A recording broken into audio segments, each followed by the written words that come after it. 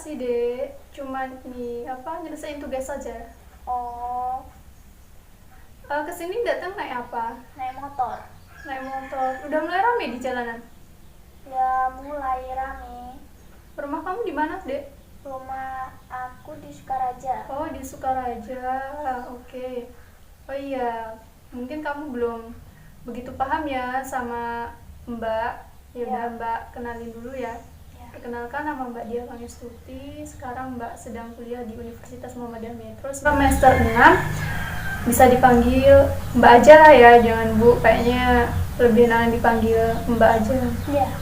Kalau ada namanya Desti siapa? Nama saya Desti Dina Anjani. Saya sekolah di SMP Negeri 1 Boy Madang dan sekarang saya kelas 8. Oh, kelas 8. Berarti mau ke kelas 9 ya sekarang? Iya, Kemarin udah bagi rapot? udah Oh, ranking berapa? ranking 5. Alhamdulillah. Itu bagi rapotnya gimana? Kan selama pembelajaran daring kemarin. Bagi rapotnya itu tetap ngambil di sekolahan. Oh gitu, tapi pembelajarannya tetap di rumah ya? Iya, Oke. Tumben datang ke sini ada apa? mau konseling. Oh iya, Dek Desti sebelumnya sudah pernah melakukan konseling belum? Belum. Oh, belum sama sekali. Iya, Sudah pernah mendengar kata konseling? pernah sih Pernah, dari siapa? dari guru BK. Oh, dari guru BK, tapi belum pernah melakukan konseling ya? Belum. Baru pertama kali ini ya? Iya. Oke. Terus, Adek Desti kesini atas kemauan dari diri sendiri atau orang lain? Kemauan diri sendiri karena ingin menceritakan masalah bosen saya belajar di rumah selama pandemi COVID-19 ini. Konseling itu proses memberikan bantuan dari seorang konselor kepada klien. Nah, di sini konselornya itu saya dan kliennya Dek Desti.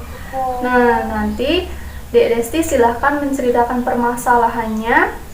Nah, nanti diharapkan Adik Desti bisa memecahkan permasalahannya secara mandiri dan nantinya bisa mengembangkan potensi yang dimiliki Dek Desti. Ya. Seperti itu. Nah, Dek Desti tadi kan kesini atas kemauan dari diri sendiri ya. Nah, nanti Dek Desti silahkan menceritakan permasalahan Dek Desti yang sebenarnya. Jadi jangan ada yang dirahasiakan ataupun ditutup-tutupi ya. Ya. Nah, mungkin karena ini baru pertama kalinya Dek Desti melakukan konseling, jadi mungkin agak sedikit ragu ya untuk menceritakan. Jadi jangan khawatir ataupun takut nanti ketika cerita nanti Dek Desti berpikiran takut nanti permasalahannya dibocorkan atau diketahui orang lain, karena permasalahan ini bersifat rahasia yang tahu hanya saya dan Dek Desti sendiri, seperti itu ya. Ya. Oke, sudah paham dari penjelasan tadi? Ya, sedikit. Oh, alhamdulillah. Nah, dalam proses konseling itu ada waktunya.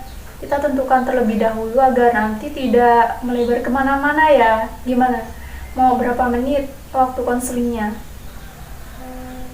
15 menit lah. 15 menit? Oke, kalau kita sepakati 15 menit, silahkan Dek Desti menceritakan permasalahannya. Tadi kan sudah tak paham ya tentang konseling itu apa, bagaimana prosesnya, pelaksanaannya. Itu silahkan menceritakan permasalahan yang dihadapi saat ini. Ya. Silahkan. Jadi gini, selama masa pandemi COVID ini kan belajarnya di rumah. Nah, belajarnya itu lewat online. Kadang-kadang tugas itu langsung dikasih dari guru, nggak langsung dijelasin. Nah, jadi nggak terlalu masuk ke pikiran. Kadang-kadang video, setelah itu suruh jawab pertanyaan ataupun kita yang buat soalnya. Jadi ya saya merasa bosan aja belajar di rumah itu. Oh, jadi Dek Desti merasa bosen gitu ya dengan pembelajaran secara online ini ya? Ya. Karena nggak bisa tatap muka langsung gitu ya? Ya. Terus pelajaran apa yang tidak disukai Dek Desti sehingga membuat Dek Desti bosan? Pelajaran IPA. Pelajaran IPA itu kenapa kalau boleh tahu? Pelajarannya atau penjelasan dari gurunya yang tidak? Penjelasan dari gurunya itu kurang, kalau dijelasin tuh kurang sedikit paham, jadi nggak terlalu masuk ke dalam pikiran. Oh jadi gitu. Iya. Oh boleh tahu.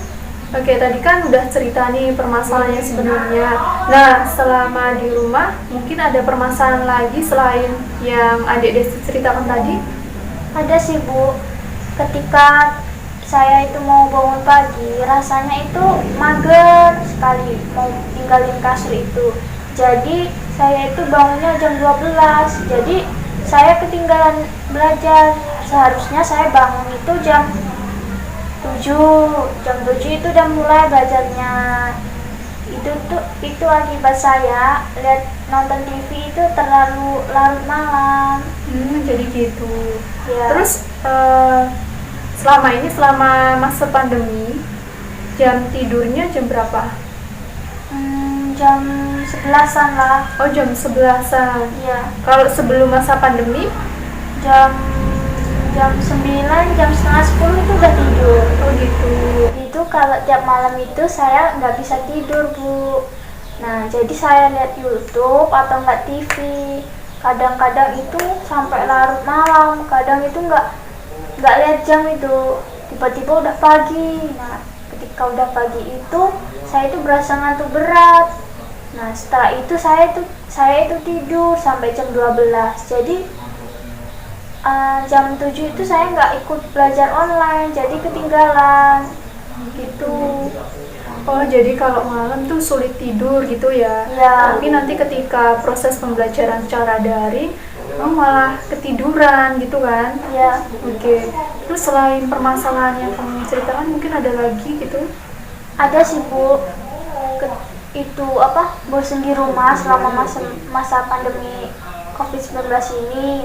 Misalnya kita mau kemana-mana nggak boleh, keluar nggak boleh, mau ngapain nggak boleh, belajar sama temen aja nggak boleh. Jadi semua itu pekerjaan itu harus dilaksanakan di rumah, belajar itu terutama. Seneng nggak belajar di rumah? Ya seneng sedih lah. Jadi saya lihat pada diri Dek Desti sebenarnya Dek Desti udah bisa membagi waktu antara belajar, kemudian istirahat maupun main. Hanya saja mungkin Dek Desti yang saat ini alami yaitu kurang teraturnya pola tidur gitu ya. Ya. Nah, kira-kira ada kegiatan apa sih malam sehingga kok Dek Desti hingga tidurnya larut malam? Kegiatannya itu sebenarnya nggak ada kalau kegiatan kan, kalau soalnya kalau malam kan itu waktu istirahat. Jadi kalau misalnya saya tidur malam itu karena saya lihat nonton TV terlalu larut malam, habis itu lihat YouTube itu sampai malam, terkadang sampai pagi subuh gitu. Itu sangat mempengaruhi ya pada proses pembelajaran secara online. Iya. Terus sebelum pandemi itu tidur malamnya jam berapa? Jam 9:30, 10. Oh, oke. Nah, menurut Dek Desti, yang Dek Desti lakukan saat ini itu sudah benar atau belum? Belum sih, soalnya keburukan tidur malam itu jadi harus dirubah. Oke. Jadi tidur malam juga itu tidak bagus deh. Jadi jangan sering begadang ya. Iya. Karena sangat beresiko pada kesehatan. Nah itu bisa merusak organ-organ tubuh, terus kemudian bisa berdampak juga untuk hasil belajar. Biasanya kalau sekolah gampang ngantuk sehingga hasil belajarnya kurang maksimal seperti itu. Pernah nggak Dek Desti berusaha untuk menghilangkan Oke, Dek Desti usaha apa yang pernah Dek Desti lakukan saat ini? Ada sih, pernah. Waktu itu siang kan disuruh tidur, tapi saya tuh nggak mau tidur, saya tahan-tahanin tidur supaya malam itu bisa tidur. Ternyata nggak bisa tidur gitu Mbak. Oke, sebenarnya Dek Desti saya lihat tuh udah punya kesadaran yang sangat tinggi ya, Ya. bahwa tidur malam itu sangat tidak bagus, sangat merusak organ tubuh gitu kan, dampaknya banyak sekali gitu kan. Iya. Apakah dampak tadi berpengaruh juga sama diri Dek Desti? Ada sih, yaitu mata saya jadi di sini-sininya tuh hitam kayak mata panda itu. Terus lelah, kalau pagi itu terasa ngantuk gitu. Oke, darah diri Dek Desti itu sangat bagus sekali ya, saya lihat, saya acungin jempol gitu kan. Bahwa pola tidur itu sangat harus dijaga, apalagi malam tidak boleh sampai larut malam gitu kan, agar kenapa nanti paginya Dek Desti bisa belajar dengan maksimal gitu kan, nggak kayak yang saat ini yang dialami Dek Desti gitu. Mungkin itu yang mempengaruhi Dek Desti selama ini, mengapa Dek Desti tidak bisa menangkap pelajaran yang dikasih oleh ibu guru atau bapak guru yang dikirim melalui materi video ataupun PPT melalui daring ataupun online. Iya.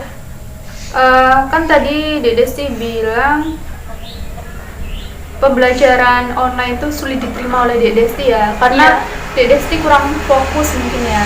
Nah, itu penyebabnya Dek Desti tidak bisa menerima pelajaran atau materi yang disampaikan oleh bapak ibu guru, karena Dek Desti tadi kurang waktu istirahat. Nah, waktunya otak fresh, tapi Dek Desti daya ingatnya lebih lemah karena kurangnya waktu istirahat, seperti itu.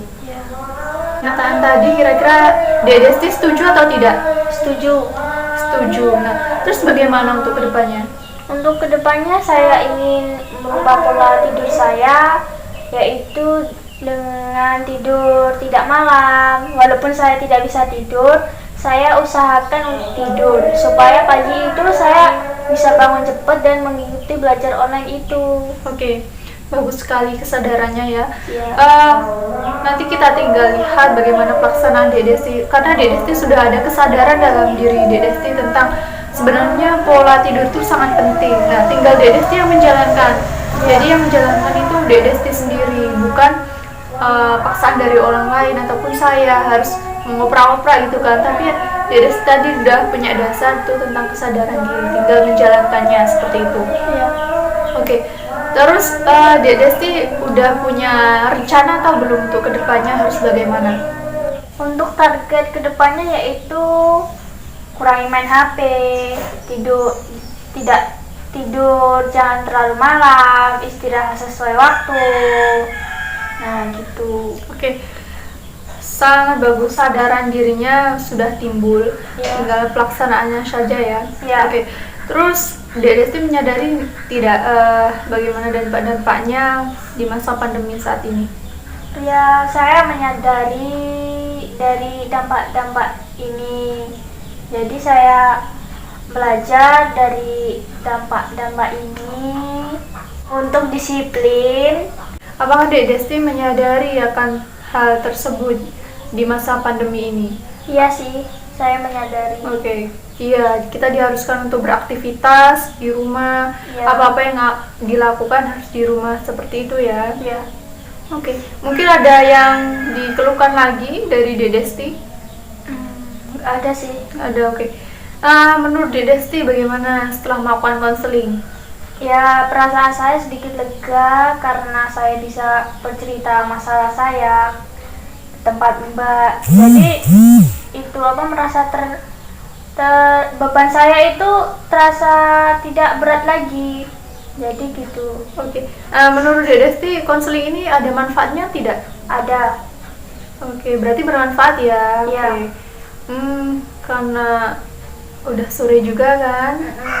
Kita cukupkan dulu ya. Iya. Misalkan nanti kalau Dek Desti mau cerita lagi gitu, atau pengen cerita tentang apapun masalah atau mau curhat apa yang lainnya gitu ya. Ya. Silakan nanti datang ke sini, atau enggak nanti bisa hubungi Mbak lewat via online. Iya. Ya. Nanti biar kita bisa tentukan kapan kita harus konseling. Ya. Mungkin itu saja kita cukupkan hari ini. Ya. Sebelumnya saya mau mengucapkan terima kasih sama Mbak Tia karena udah menyempatkan waktu luang untuk saya bercerita tentang masalah saya dan mengentaskan masalah saya. Dan saya pamit dulu ya, Mbak. Oh iya, Dek. Assalamualaikum, Mbak. Waalaikumsalam. Mari saya antar.